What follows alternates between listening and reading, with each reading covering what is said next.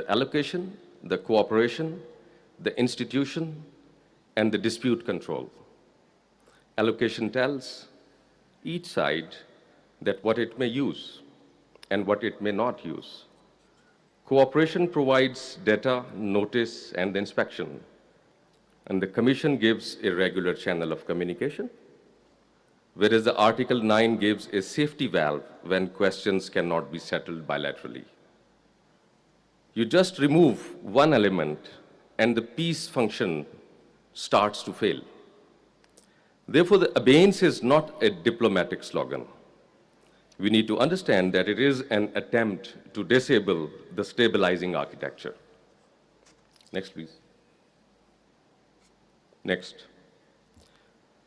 Now I would come to the Article 8 of the total 12 articles of the treaty, which makes the Commission, the Permanent Indus Commission, the treaty's early warning system.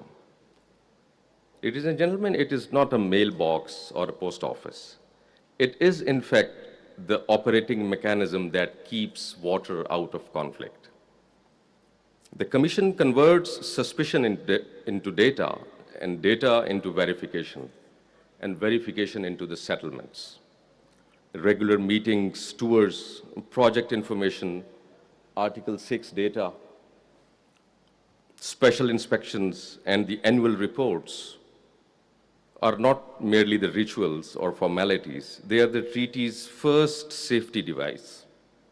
When the Commission is blocked, consequently, the first stage of dispute avoidance is blocked.